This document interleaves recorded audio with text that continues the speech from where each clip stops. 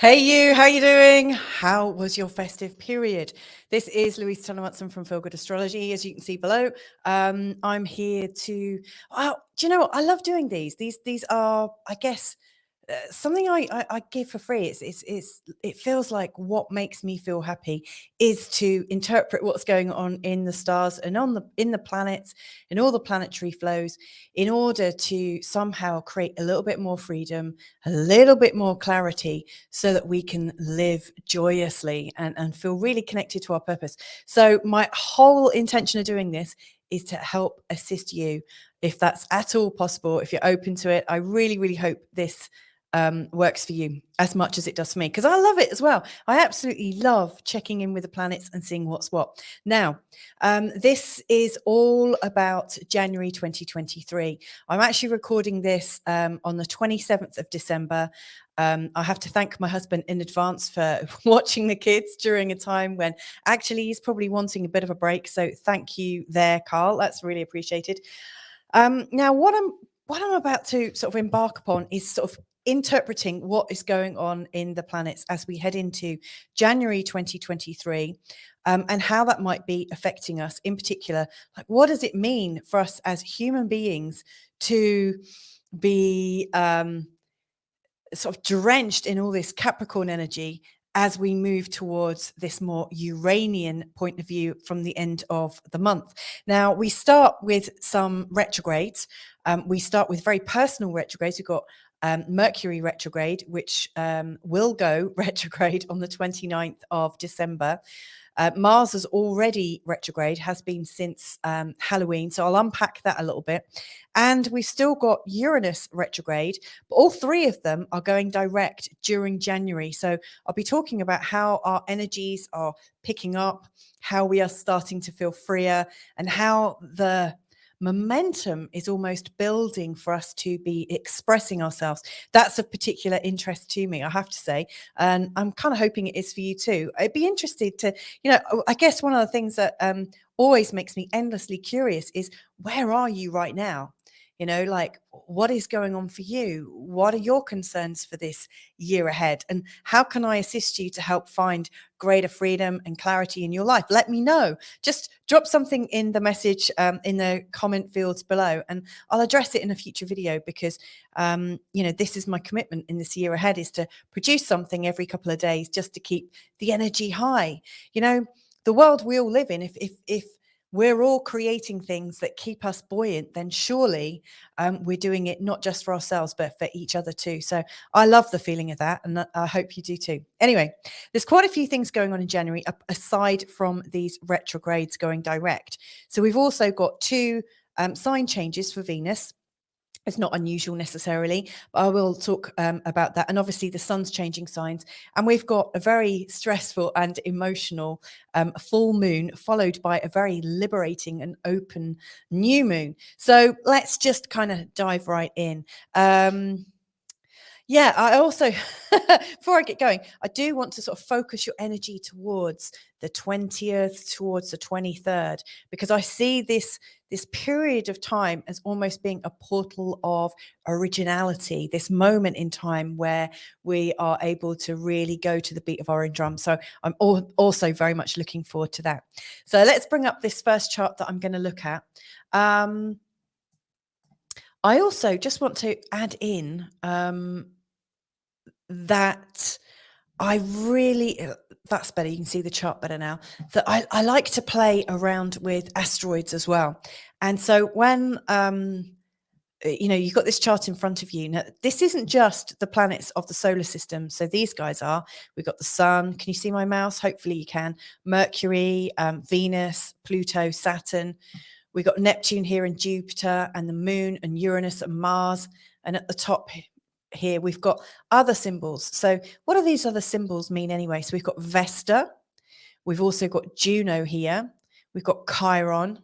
We've also got Pallas Athena. We've got Lilith, and we've got Ceres. So I often put in some asteroids or dwarf planets that I feel have a sort of energetic resonance.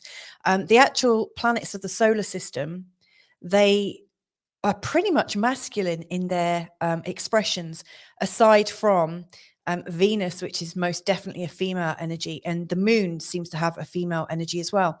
And so putting in these goddesses, Goddess Vesta, Juno, Ceres, and Pallas Athena really helps to balance it out. And then Chiron here is our little look in at the wounded healer, and also the pathway to mastery is how I see it. And I see real miracles come from working with Chiron. And then we've got Lilith up here. Now she's definitely somebody of the times. She shows us where we've been repressed and where we've been hurt, and almost where we want to fight back. So she's an interesting character. So we've got quite a full chart. Later on, I am going to also play with some named asteroids. I don't know if you know this already, but there are over 10,000, possibly over 20,000 now, actually, named asteroids. And for instance, like if you were having your chart read, I could put your name in to see where it shows up. Like there's an asteroid Louisa that I use in my own charts. But we can also describe situations, a bit like if you go to a tarot card reader, which I'm sure you have at some point, and you ask an extra question whilst the lady or man is doing your reading. And she says, oh, hang on a second, let me just shuffle these cards again. Shuffle, shuffle, shuffle. Picks out a random card, and it's like a wild card that gets put in the spread, and it suddenly opens it out so much more. Well, that's how I see named asteroids. So I'm going to have a bit of fun today. All of these named asteroids have a identifying number. So I've chosen to put in also asteroid 2022 and asteroid 2023, just for a bit of fun, just to see what those wild cards or those wild asteroids bring into the mix. So anyway, so this is the basic chart for the 1st of January. And you'll see that I've set it for literally just a minute after New Year, and I've set it for London.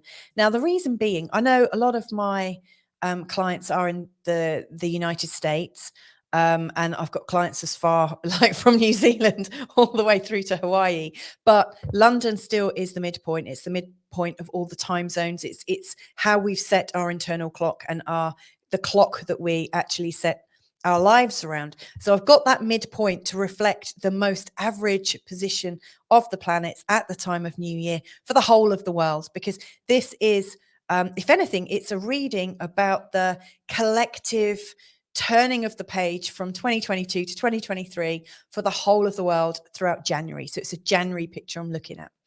And as we come into this, the first thing that really draws my attention, because I don't like to study these charts before I go live or record. I do like to just do it in the moment. A, it's more of a challenge, which keeps me on my toes. But B, I really feel like I go into a channeling space as well, where something else comes in. When I plan things, they can be a little bit too structured. So this is as loose and baggy as it can get. So the first thing I really notice is that we've got all of this in Earth signs. So we've got the Sun, Mercury, Venus, and Pluto. We've also got the Moon and Uranus in the sign of Taurus. There's nothing going on in Virgo, but that's quite a lot.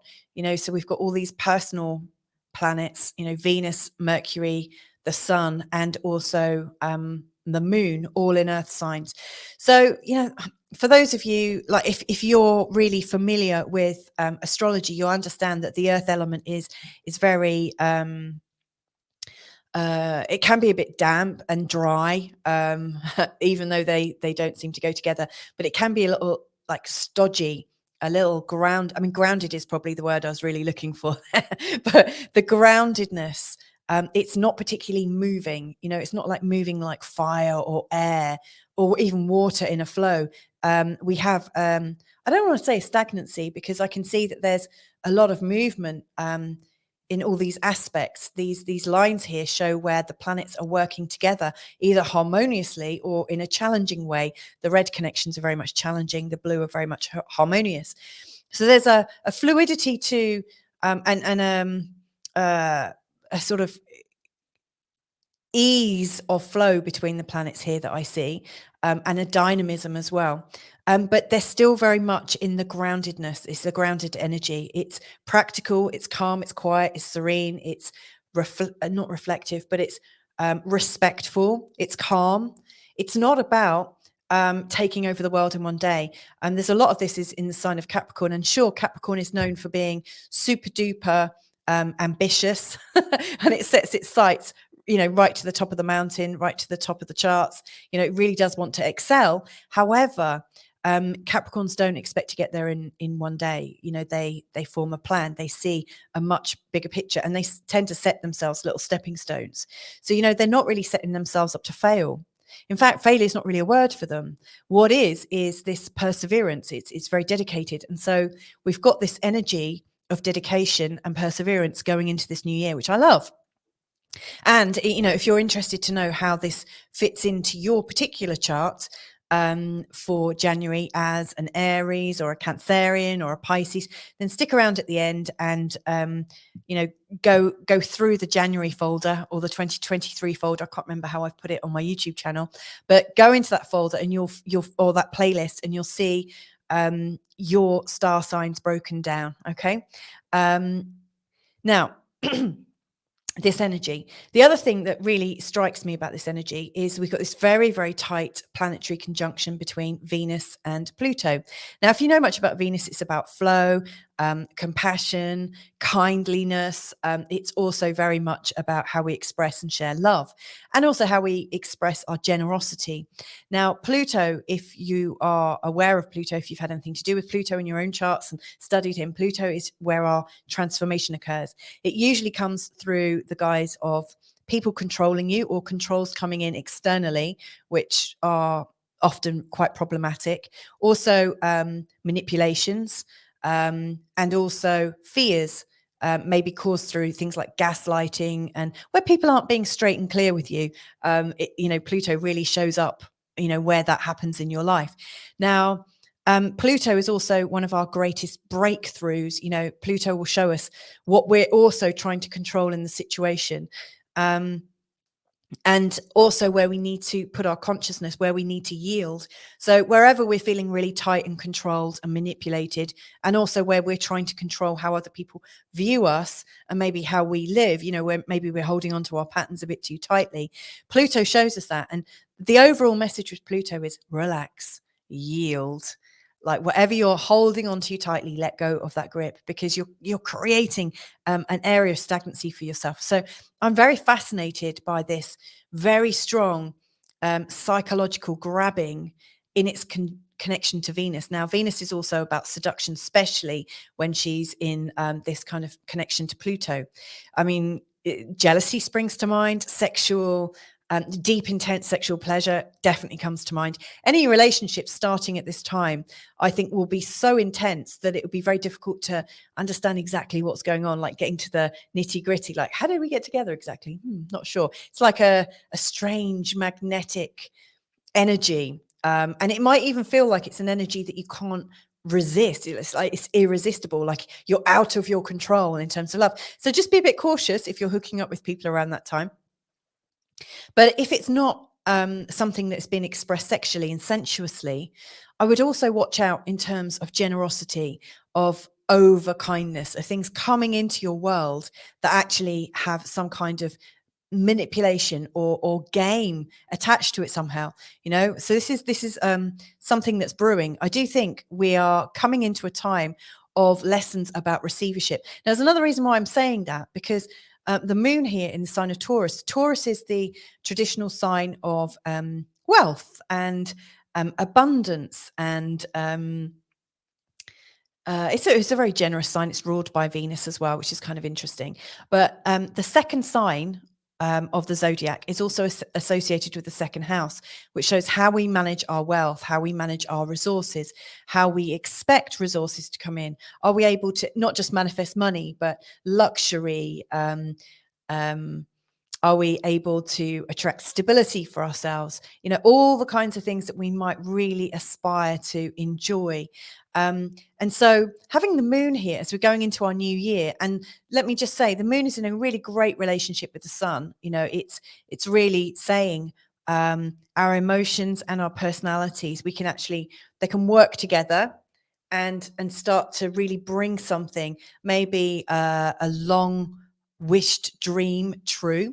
So I do think we are cosmically, all of us at the moment are learning about our resources, how we bring them in, how we honor them, And the fact that the moon is so sort of tightly in a square with this Pluto and Venus conjunction, there's an interesting situation that I think a lot of people are going in or going through at the moment in terms of their resources, in terms of generosity and giving, in terms of receiving, but there being attachments to them. So just watch out for that if you've got that playing out in your life right now, because you know what's really showing up here is the ease that can happen when things are clear and when things are straight and when people are being honorable and straightforward with you.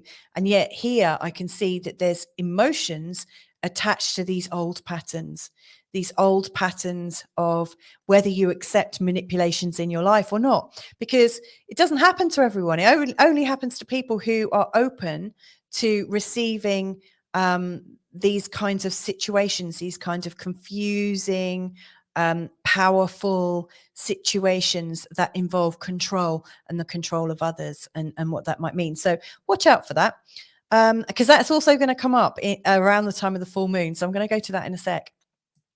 Now, the other thing that really catches my eye, and again, this is leading up to the full moon in January, is we've got this opposition between Pallas Athena up here and Mercury down here. Now, Pallas Athena is about our strategy, and how we can be cool and calm and strategic, how we can work things out. It's almost like a feminine authority, almost like an intuition. However, it's also quite grounded. It's not an intuition that runs riot and goes cray cray. You know, it's very much, you know, I get this sense, and does this sense connect with some kind of feminine wisdom? And are there observable patterns? Can I take my intuition out of this and still see the patterns? It's like a combination of not just fact, but it's also like what is going on behind the scenes. So Pallas Athena is, I think, very, very wise. And there's an element of the card of justice, if you were to compare it to the tarot deck, in with this energy. And so you've got this kind of wise pattern forming observation that also is a little bit on the intuitive side. And then you got Mercury looking for facts and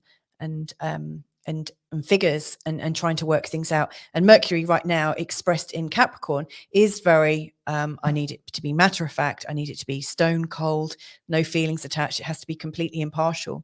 And it's retrograde, showing that we're rewinding it. We're actually going back over the things that we thought we knew. We were in a rush to know, but maybe we were a bit too quick to make judgment. And now we're actually going through the facts bit by bit and realizing, maybe I wasn't quite there. You know, so this energy, funnily enough, is blowing up at the time of the full moon. So I'm going to go there in just a sec. But before we go to the full moon, I just want to acknowledge that we've got this pattern here. Now, I did mention this briefly in my winter update, which is for winter 2022 to 23, released last week. I mentioned my sort of excitement about these three planets together. So we've got Pluto, Venus, and Mercury retrograde. Now, this really came to this, as I see it, this really came to being when, or will come into being actually on the 29th. I'm recording this a couple of days before, but Mercury and Venus come into their conjunction first. And then when they come into their conjunction, Mercury then goes retrograde, and they're still both moving towards Pluto. And as we enter into this new year, Venus and Pluto are very entwined. They're very cozy. Now, the last time we had three planets so tightly together at the same time, I think it was really at the start of the pandemic. And I'm going to call it a phenomenon. I don't want to name it as if it's true, because I realize that the truth about it is very subjective. You know, for some people, it really was something. And for other people, it was something that was created that we lived under. But at that time, we had Pluto, which is about manipulations and gaslighting, but also the cycles of life and death, you know, and also facing our mortality. We also had Saturn, which is very much about controlling things. So we had governments, and we had medical associations all coming together. And also Saturn represents the elderly as well, and they were part of that picture. And we had Jupiter, which expands and it helps news travel very fast. And so Jupiter kind of whipped it into a frenzy. We had all three of those together just at the same place of where Mercury and Venus came together at the start of this little conjunction. Now, when the pandemic phenomenon first sprung up, it felt very impersonal, in terms of it was reported to us as something happening. It was reported from people at the top and disseminated. It was very much done to us, if that makes sense. And that's really represented by these planets that are slightly further out in the solar system. But with this conjunction coming up, literally starting this week at the end of December and leading us into the 1st of January, what we've got here is personal planets. You know, we've got our neighbors, we've got our friends, we've got our relationships represented by Venus. Mercury and Venus together is like a boy next door or a girl next door. It's easy communication. It's where we actually come back together again. So a lot of the polarized energy that's been brewing and expressing and going really crazy around the world for the last 3 years almost, what we're actually coming to with, first of all, with this Capricorn energy here, is we've got this sound. Let's work through this energy. We can do this. And we're doing it together with Venus. We're doing it together with our brothers, our neighbors, our colleagues, people that we may have fallen out with on both sides. You know, we had people who did take certain actions, saying, I don't want anything to do with those people that didn't do the same as me because they're obviously really wrong. And we had people that didn't take the action saying to people that did take that particular action, I don't want anything to do with them because I might get something, I might get shed upon or something like that. So we were all talking about our energy fields and what was okay and what wasn't. But what wasn't really acknowledged was the huge polarization that occurred. What I see here is we've got this, it's like, it's first of all, it doesn't seem to be in the controls of those at the top. It's no longer in the controls of the governments or those people trying to sell us the news here. To me, it feels like the news is very much us. We're actually learning from each other's experience. You know, how many people have died? When did they die? Did people really get sick? Did they recover? All of these sudden deaths, have they happened before or after a particular rollout? There's lots of different things that are coming together now, lots of facts that are coming to people, and people are sharing their information. It's interesting because, like, leading up to this conjunction, I've noticed just very recently people from the National Institute of Health, from the CDC, also some top celebrities saying, we made a mistake about this and we're very sorry, especially to those people that we put outside of ourselves. You know, so there's definitely a message of, oh, we must be forgiving of each other. So I do see that this is a theme actually going on for January, is this coming together. And it's almost like everything is being perceived internally. We're not having our decisions made for us. We're able to make them ourselves. And we're going through the steps, but this time we're going backwards. We're looking at, okay, how did I get whipped into this frenzy? How did I get involved in this? And we've all been involved, no matter what our viewpoint. How did I get so involved? You know, what was going on and how can I find my own clarity for myself and move forwards? And this is, I think, the whole purpose of January, really. Something else worth pointing out for January is that the Sun and Uranus are in a lovely trine, and also with the North Node. Again, I see this as us making breakthroughs very quickly. Uranus is a quick thinker. You know, like, stuff comes to us really fast. It's like we get these downloads, these rushes of energy, or this sudden, we're in the right place at the right time, talking to the right person, and we get this sudden new perspective. So exciting. Now, before the full moon, Venus goes into the sign of Aquarius. Now, Venus is about love and joy and sharing. And so she's coming out of this place of being a little bit restricted, a little bit formal. So I do see that our relationships and our friendships are going to start warming up. and getting a little bit more interesting from the 3rd and 4th of January. So we are moving into a phase of, maybe not sort of formally kissing people on cheeks when we see them, but giving them a bit of a hug and finding our own sort of unique expression. So this is actually quite good. I see this as being very useful. And then we have the full moon. So let's have a look at this full moon now. That's a full moon in Cancer. Now, Cancer, the moon in Cancer, like the moon is actually the ruler of Cancer. I mean, it's deep in intuition and high energetic emotions. The sign of Cancer is really relating to the family, to the mother, to the sort of the family ancestry and history is really important to Cancer. Now it's in a conjunction with Pallas Athena. So we've got the patterns of our ancestors are playing up and playing up and playing up and repeating. And so at the time of the full moon, and if you know about the full moon, if you've tracked the full moon and how you feel at these times, and in particular, how I just had an awful thought there that I might be coming through the wrong mic. 1 second. Let me just double check. Oh, we're using the right mic. Phew, that's a relief. Anyway, these ancestral patterns, they are where we're feeling triggered around the full moon, where these energies are coming up. The thing you most likely want to ask yourself is, who does this belong to? Because it's really easy actually to just think it's yours, whatever it is that's coming up. And I think that's traditionally what most of us have done, is just accepted, oh, I'm feeling this, therefore it's mine.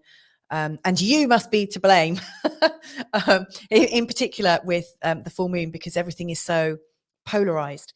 Now, we've got the sun down here in this conjunction with Mercury. So both the moon, that part that allows us to reflect on things, is connected to a thinking process like Pallas Athena. She's about our pattern recognition. And then down here, we've got, the sun that brings light to us, having this kind of sort of Mercury retrograde experience. Fascinating. So it's a real thoughtful full moon that has us absolutely in our thoughts and absolutely in our history. Now, the reason I'm saying history is not just because the moon's in the sign of Cancer, but also because they're both square to Chiron, the wounded healer. It shows us all of our real intrinsic hurts from childhood, those things that we struggle to get over, in fact, may never get over. And it also shows us where we can get the greatest level of mastery. So it's like, if you can face your fears and face those hurts, those primal hurts that really get us the most, there comes a huge release and this potential for mastery. So if I was in your shoes at the time of the full moon, I would say, if you're overly emotional, like, sit down, find a nice quiet place, get a pen and paper, say, who's this belong to? Is this mine? And if not, ask yourself, where is it in my body right now? And talk to that part of your body. Or if you recognize it as not yours, say, well, whose is this? Like, who has this come from in my family? Did this come from my childhood? And try and see if you can place it.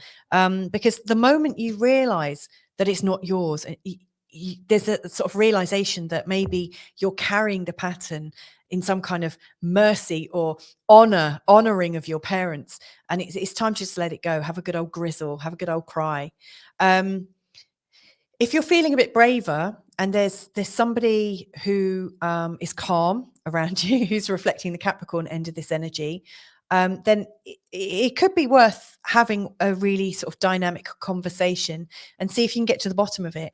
But I would really recommend that you only do it if you think that you can get through it. Like, if it blows up, that you've both got the determination and the humility to be able to gently come at it and unpick it until you get to some feeling of resolution. Yes, this could get quite messy, but boy, is there some potential. Yeah. Interesting. One last thing about this full moon energy.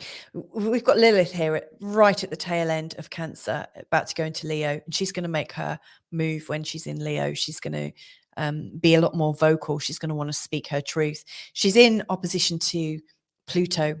And Pluto in mythology is also known as Hades. You might want to call him the devil. That's how he'd show up in terms of tarot.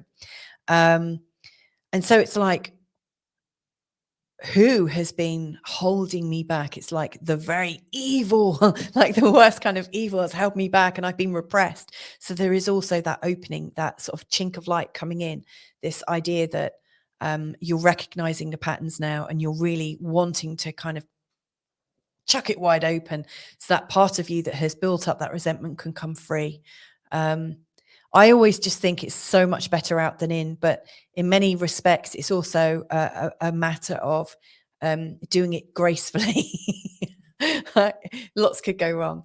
Something else about this lovely energy of the full moon, so it's not all, doom and gloom at all. I do see it as a huge potential. Is we've got this lovely Mars, Venus, and Ceres connection. So Mars could be very much the male principle, the female principle, and then the mother, the great mother. So, some of these energies going around may have to do with the balancing of your yin and yang, the balancing of your the way you express your gender. Like, are you, there were times when I felt a lot more masculine in the way I expressed myself. I wanted to prove myself and be taken seriously and whatnot. And, we all have these identities that are changing and moving and evolving as we change and move and evolve. And looking at the mum and how the mum shows up in our life can be quite useful. Okay, moving on then. So we're coming to the time of the 20th, which is when things start to change. And it starts here when the sun goes into the sign of Aquarius. Just briefly before that, I would say Mars retrograde, which I've spoken about quite a bit previously in different videos. Mars goes direct on the 12th, and then Mercury goes direct on the 18th. So we're already starting to awaken by the time the sun goes into the sign of Aquarius. Now, when I say awaken, I'm not saying we're all becoming all spiritual gurus. I'm actually talking we're waking up from this hibernation and this intense navel gazing and this intensely emotional period of trying to work out what we're carrying in terms of guilt, shame, blame, and anger from old patterns with old people, and in particular about receiving and giving. There's a lot about receivership going on. So anyway, our motivation is starting to come back as a result of Mars going forwards, and our thinking seems to be a bit clearer, less foggy. It's more directed.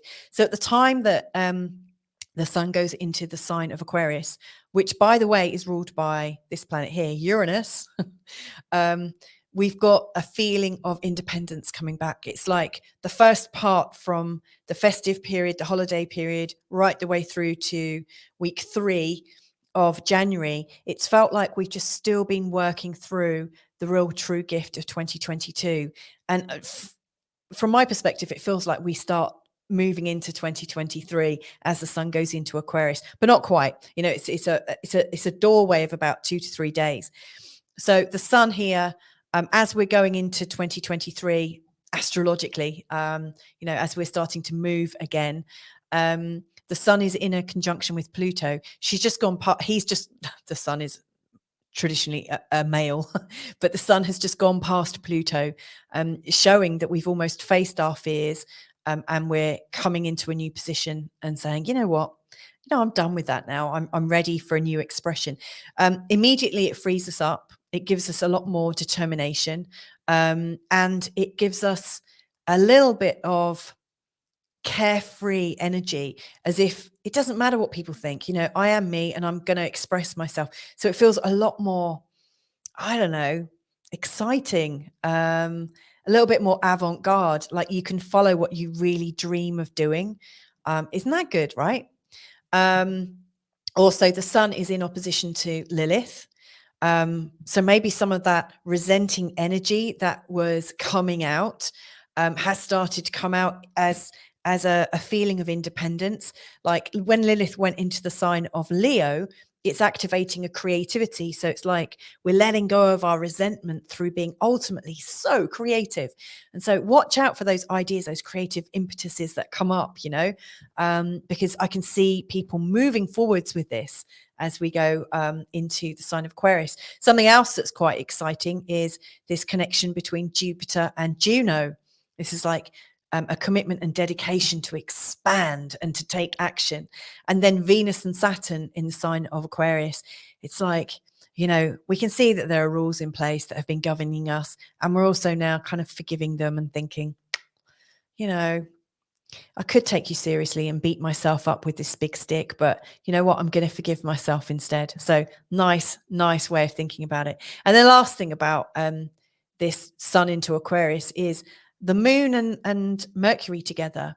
It actually feels like our emotions and our intellect are working together, which is a great way of moving forwards. It's not all about rationality. We're connected to our heart. Woohoo! So the second part of this 3-day clearing is we've got the new moon on the 21st of January. And here the moon has moved around and is connected to the sun. So it's like this beautiful, like birthing energy in the sign of Aquarius of originality, being your own person, and having a bit of fun and excitement. And so here we've got the sun and the moon linking up to Mars, and Mars is direct again. So it feels like, yes, we can push forwards. We can be these original, odd little beings that we are. We are absolutely free to be ourselves. And we're moving forwards a little bit. We're also connected into the mother energy. It's almost like can we forgive our mums? Can we forgive our ancestors? Can we just let ourselves be who we want to be? Let's nurture ourselves to just be exactly who we're meant to be. It's almost like all the imprisoned thoughts that we've had about ourselves can just shift and drop to the floor, and we can start to play around. We've also got this Pluto. So we're the right side of Pluto now. It's less about fears and controls, but more about how can we transform and transcend. Great energy. Yes. And then the very next day, we've got Uranus going direct on the 22nd of January at 10:59 p.m. That's London time. So finally, Uranus is going direct, and Uranus is the planet of change, originality, channeling, connection, channels, telepathy, astrology, all things odd, all things electrical, all things AI, all things new, all things inventive, all things that are leading us into the future somehow. And so, the sun, and then the fact that we're in this new moon phase, Venus, Saturn, the moon, and the sun are all in Aquarius. Uranus, the ruler of Aquarius, is suddenly going direct. Mars is direct again, and it really feels like our year is getting started. We are starting to move forwards, and we're being very sort of practical and exciting about it. So yeah, I absolutely adore this. And then the last thing that I really wanted to point out was just at the end of this month. In fact, I haven't got a chart for it. 1 second. But at the end of this month, Venus then goes into the sign of Pisces. And so we've moved out of this place of friendliness and sharing and flow with our ideas and kind of our crazy little selves. And we move into a place of deep forgiveness. The moon in Pisces, Venus in Pisces is exalted. It's beautiful. It's so forgiving. It's so gentle and healing and nourishing.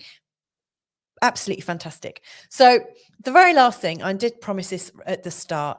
I said I was going to have a little bit of fun and to tell you about the asteroids I see coming into play in terms of the January astrology. So let's just quickly bring that onto the screen and show you. So the asteroid for 2022, like actual asteroid number 2022, is asteroid West. And really oddly, at the time of the new year, as the new year comes in, asteroid West, which is 2022, that's its identification number, is at 2023. as a planetary placement in the sign of Libra. I mean, hilarious that as we go into 2023, 2022 is moving into 2023. I just think that's hilarious. And then this asteroid up here, Asaph, which has the identification of 2023, is here. So like, I don't usually use the house system in these kind of world predictions and looking at a month ahead or a year ahead, but for argument's sake, this is the midpoint energy, and I just want to use it because I think it kind of really exemplifies what might be going on. And I guess it's an illustration as well. This is a little bit woo woo, not strictly astrology, but 2022 is in our bodies. Like, the first house is associated with our physical bodies, where we are right now, and our identities. And it's like 2022, we're carrying it with us into 2023. It's like we cannot shed it. Are we still going through the lessons of it? Is it still in our minds, like everything we've been through? It's like we're carrying it like a great big load on our shoulders. And hopefully we have really moved on since some of the traumatic events over this last year. I mean, it's put us through our paces quite considerably. Now, it's also in a very dynamic square to Pallas. It's saying, remember those patterns. Don't you forget those patterns. Don't you forget those patterns as you go into 2023. It's also in a square to Mercury, saying, don't you forget those things that you said.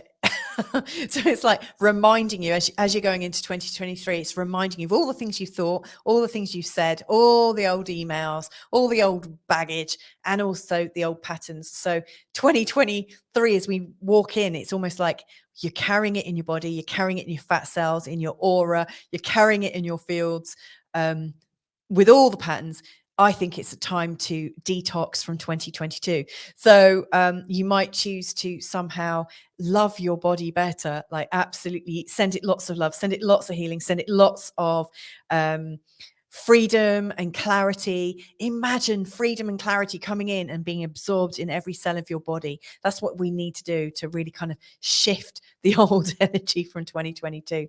And then this is quite funny and quite telling as well, I think, is that as we're going into 2023, it's showing up in the unconscious mind. It's showing up in that place that we can't quite see. It's showing up as a bit of a blind spot, and also as a bit of a mental health distraction. It's almost as if as we're going into this new year and into January, we're a bit worried about what we might find. We're a bit worried about what we might learn about ourselves, and we're a bit worried. It's almost like, when you pull your sofa cushions up and give it a hoover, what are you going to find? I mean, sometimes you're lucky, you find some treasure, you find an old coin that's dropped out of your jeans, and it's like, woohoo. But sometimes you find a bit of old food that's going a bit stale. So yeah, I think as we're going into 2023, it's not without a little bit of caution. And again, if I was in your shoes right now, I would think in terms of bringing in all the energy into your energetic field as you'd like to set up this year ahead. We can't always know what's coming, but what we can do is set our intention point and set how we feel in ourselves. So that's where I'm going to leave it. Is that, as I see us going into the sign, into January, into 2023, into this new year, it really can be what we make it. Receivership is a huge theme, and I'm going to explore that as we go month by month, and also in a sign by sign breakdown too. So join me to hear more about that. If I can be of any assistance whatsoever in terms of your unfolding, in terms of unpacking your chart, in terms of looking at the potentials of what might be coming up for you, then please do just drop me a line. It's louisatannermunson@gmail.com. You can also go to www.feelgoodastrology.com/store and book a session. However you are using this information, I just hope it's able to help bring you a little bit more joy, and a little bit more openness and a little bit more vulnerability, so that we can all start healing ourselves and really enjoying the feeling of comfort that comes from that. So that is my greatest wish for all of you as I close this video down. If you haven't already subscribed, please do feel free to subscribe, because this is a new channel for me. And I really hope to be able to share lots and lots of learning. I'm actually going to set up a lot of free learning to help people who know nothing about astrology learn to be their own astrologer, to get all that energy and power and knowledge into your own hands. So please do follow me if you like that, and feel free to share. I'm always very grateful for that. But anyway, lots and lots of love to you wherever you are in the world. So much thanks that you connected with me today, and I hope to connect again with you real soon. Lots of love.